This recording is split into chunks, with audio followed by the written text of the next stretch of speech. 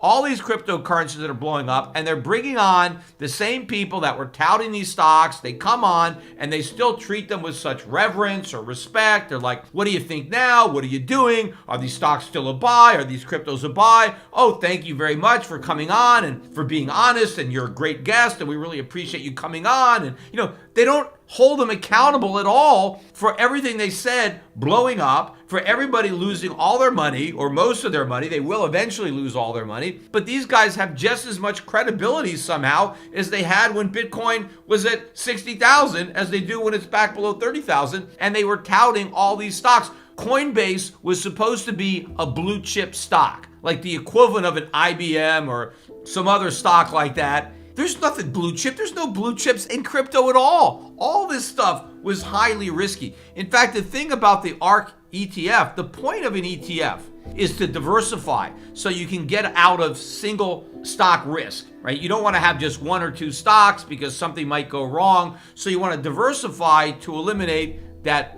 single stock risk. Well, what kind of diversification was achieved with the ARK Innovation ETF? Nothing. Because if all your stocks are overpriced crap, if you just diversify in a bunch of overpriced stocks, there's no diversification at all. Everything trades together. There's no point in being in that ETF. Just pick any one of those stocks and they all did just as bad. In fact, somehow Cathie Wood is being credited as being some great stock picker. She's a horrible stock picker. She has no idea what she's doing. Yes, there was a big run. If you look at where the ARK ETF was at its absolute low in March of 2020, it was at $33. That was the low. And then it almost went up 5x. Well, if you look at where it is now, it closed today below 37. Almost all of that 5x gain is gone. It's now only up 12%. It's underperformed everything. Cathie Woods is so underperforming every stock market benchmark, every index, how anybody can claim that she's a great stock picker. Plus, the only reason her performance isn't worse is because she got lucky with Tesla.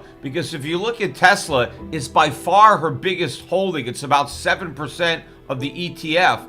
Tesla, even though it's off its highs considerably, is still 10 times higher than its March 2020 low. So even with that 10x performance of their number one position, the fund is still horribly underperforming. And in fact, I listened to an interview, and just like Biden wants to blame Putin for inflation, Cathie Wood wants to blame the Fed and short sellers for her bad performance. She's not accepting any responsibility for lousy stock picking, overpaying for a bunch of crap, and being blinded by a bubble. No, she didn't do anything wrong. None of it is her fault. It's all the Fed's fault for raising interest rates. It's the fault of all these short sellers for shorting these stocks.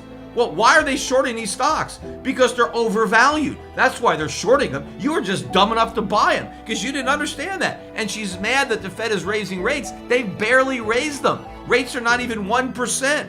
Imagine what's going to happen to Cathie Wood's portfolio if the Fed actually raises interest rates to an appropriate level. Look, everybody is pointing fingers at everybody else. Nobody wants to accept responsibility, whether it's on Wall Street or in Congress or at the Federal Reserve. And that's why I am here to put the blame where the blame belongs. Here's another one I talk about a lot. Robinhood. Robinhood down again, 11% on the day. New lows for the stock. It's now down better than 90%. But I think the catalyst for all this carnage in crypto, more so than just the Coinbase losses, look what happened with losses overnight with both the Terra Luna coin and the Terra UST stablecoin. This company, Terra Labs, was all the rage, very popular. They came out with some coins that went way up, and one in particular was this stable coin that was going to be stable to the US dollar like Tether, except they weren't going to own dollars. Now, of course, Tether doesn't own dollars either. It's all a lie. So maybe this is just a precursor of a Tether blow up, but just focusing on the Luna stable coin, it's not backed by dollars or other dollar denominated securities such as bonds. It was backed by some type of algorithm that was going to figure out how many tokens to create or burn depending on what was going on with the market. And there was backing. They were backing this stable coin with Bitcoin. But you can't really back one crypto with another crypto because what's backing Bitcoin?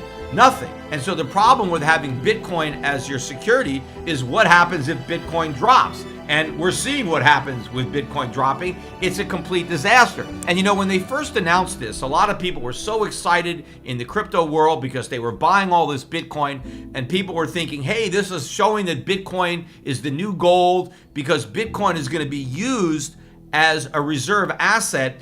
We're going to be backing digital currencies with gold, the same way that paper currencies used to be backed by gold. So Bitcoin is the new gold because it's backing this stable coin. Well, at the time, I pointed out that it wouldn't work because there's no stability in Bitcoin. So how can you have a stable coin built on a foundation that in and of itself is not stable? And I knew that this was a disaster waiting to happen. I pointed it out on this podcast.